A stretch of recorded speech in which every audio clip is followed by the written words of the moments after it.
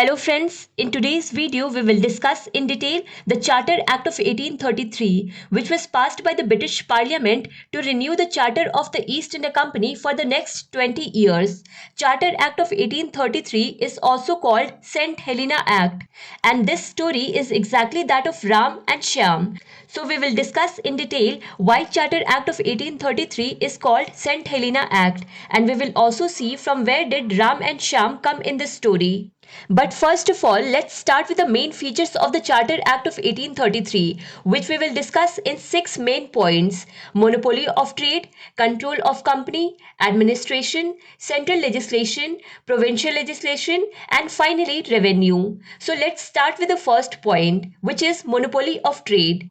In the previous video, that is Charter Act of 1813, we had seen that the British East India Company's monopoly was now only in tea trade and trade with China. Here, the Charter Act of 1833 also abolished the remaining trade monopoly of the British East India Company. That is, now the British East India Company has no monopoly left for any kind of trade. This means that the shutter of the British East India Company's shop is now closed forever. The few trade links that were there with China were also broken. So the Charter Act of 1833 cremated the trade monopoly that had been running since 1600. Well, apart from these 6 points, let's add one more point here, that is other points. In these other points, we will also see the story of Ram and Shyam. Now let's talk about the control of the company, that is, in whose hands was the control of the East India Company. In the Charter Act of 1813, we saw that the Court of Directors used to control the commercial activities of the company, and the Board of Control used to control the political activities. This is what we had seen. Now here the Charter Act of 1833 says that we have already ended your trade monopoly. Now you leave the trade and take care of the country. Means commercial activities are now over. And now both the Court of Directors and the Board of Control will handle political activities together, because now East India Company is a purely administrative body.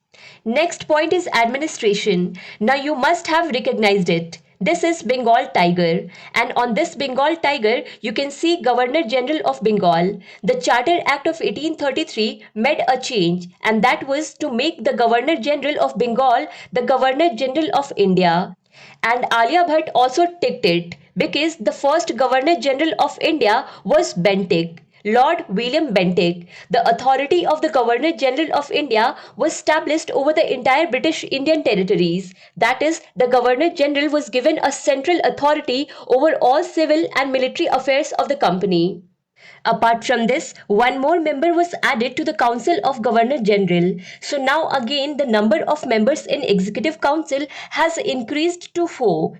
Is this question also coming in your mind, that earlier the number of members of this Executive Council was 4, and then it was reduced to 3 in the Charter Act of 1813, and now in the Charter Act of 1833 it was again increased to 4. So what is happening here?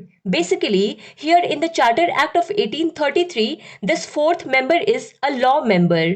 Actually, the British government felt that because the Executive Council and the Governor General together make laws, they should have an educated lawyer who can advise and help them from time to time in lawmaking. Apart from giving advice, this 4th member was not always but sometimes also involved in legislative activities and also used to vote. And if we see, the role of this 4th member is completely different from the other 3 Executive Council members. And here the 4th member of the Executive Council, who became the first person, was Lord Macleay. Now let's talk about central legislation. Here the provincial legislature was completely abolished, which means that the responsibility of making laws for the entire British Indian territories was given to the Governor General of India and his council. That is, for Madras Presidency and Bombay Presidency, the Governor General of India and its council will make laws. This was done because in many cases It was difficult to decide which laws should be considered and which should not. The Governor General of Bengal also used to make laws. Madras Presidency was making separate laws. Bombay Presidency was also making separate laws. In the Charter Act of 1813, something else was written. The British government was making some other laws. So sometimes all the laws used to conflict with each other. So in order to bring uniformity in all these laws and to reduce all these confusing and conflicting situations, only one central lawmaking body was created, which is the Governor General of Bengal and his council. On the other hand, after the Charter Act of 1813, many Britishers started coming to India and the British population was increasing. So the British government wanted to centralize the lawmaking. So this was the reason for the removal of provincial legislation. Apart from this, whatever laws the Governor General and his council pass from now on will go to the British Parliament, and the British Parliament will put a final stamp on that law so that the British Parliament will also know what laws are being made in India, and the conflict there will also end. And this is the reason why earlier whichever law used to be passed by the Governor General of India and his council, that were called regulations. But after the Charter Act of 1833, whatever laws the Governor General and his council used to pass or make were called acts because it used to pass through the British Parliament. Next point is provincial legislation, which was abolished in the Charter Act of 1833. So from now on, no provincial legislation is valid. Whatever laws are there will be made by the Governor General and his council at the central level. Now let's see the next point, that is revenue. So we saw in the Charter Act of 1813 that the revenue generated from commercial trade and the revenue generated from political means both were separated. But now in the Charter Act of 1833, the commercial trade ended. So now obviously revenue is also over. So now there is only one source of revenue, and that is political. Now let's move on to other important topics in which we had said that we will discuss here why the Charter Act of 1833 is called St. Helena Act. So first of all, let's see what is this St. Helena. So St. Helena is basically a very small island between Africa and South America. The size of this island is 16 kilometers cross 8 kilometers.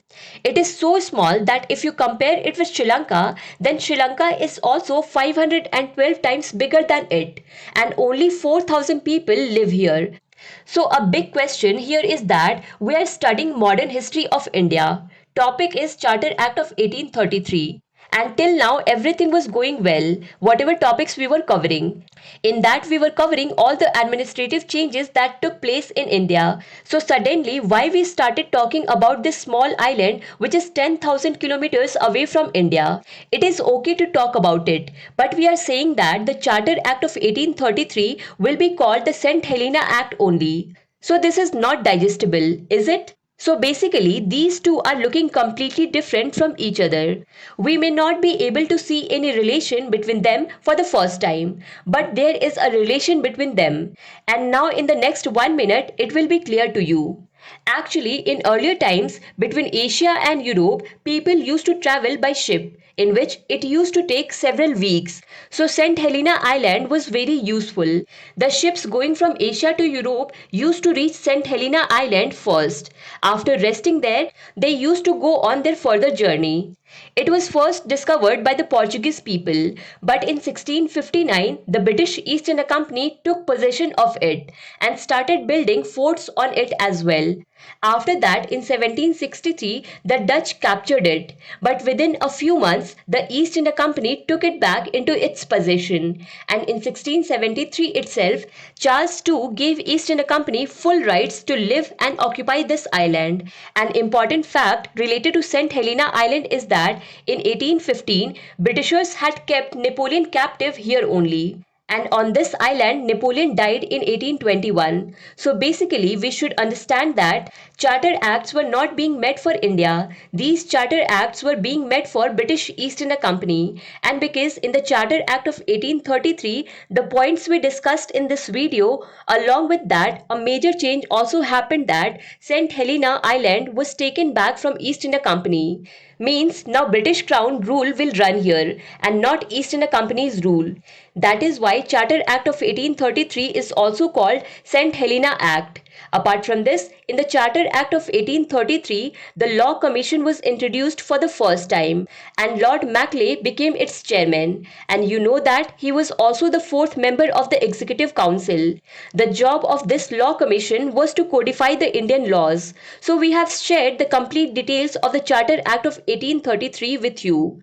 Videos are available on Bookstava channel on many topics of history. You can watch them. If you like this video, then do not forget to press like button, share it with your friends and subscribe to Bookstava channel to watch more videos. Thank you so much for watching Bookstava.